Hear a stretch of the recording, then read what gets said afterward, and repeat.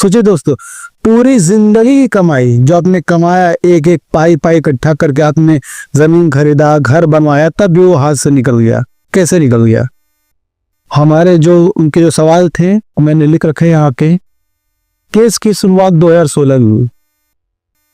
2016 में जब वो अपने घर में रहने लगे, उन्होंने बैंक से लोन लिया, पूरे कागजात जो है अपने अच्छे बनवाए, नक्शा बनवाया, रजिस्ट्री करवाई, घर का नक्शा बनवाया।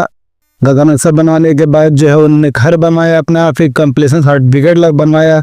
उसके बाद भी किसी ने केस कर दिया और अचानक नोटिस आता है। और उन्होंने जो घर बनवाया था वो भी बैंक लोन पे बनवाया था, और अचानक नोटिस आता है कि आप किसी और के जमीन की भी घर बनाकर रह रहे हैं।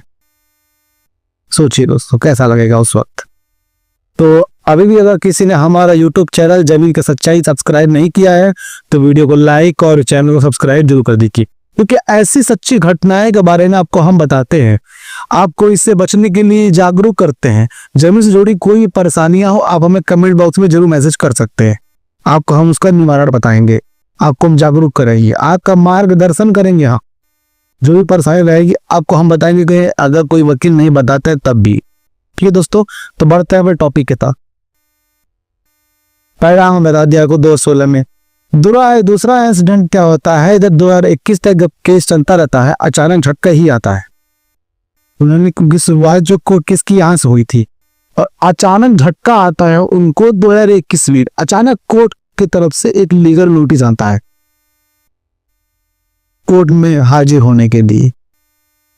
आप जाते हैं, वहां पे जाने के बाद आपको कोर्ट जो है वहां पे सब चीज बताता है कि भाई साहब ये तो दिक्कत है आपकी गलती है, क्या वो जमीन ले ली, कैसी जमीन ले ली, क्योंकि स्टार्टिंग में ही दिक्कत थी, उन्होंने ध्यान नहीं दिया था।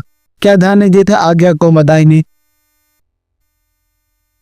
खरीदार की सबसे बड़ी गलती ये थी, जिनके साथ ये इंसिडेंट हुआ उनका हम नाम नहीं बता सकते और कहाँ का मामला ये भी हम नहीं बता सकते, बस हिंदुस्तान का ही मामला है। कौन से स्टेट और किसके कौन सा आदमी है वो उसका हम नहीं बता सकते, वो गुप्त रखने के लिए उन्होंने कहा है।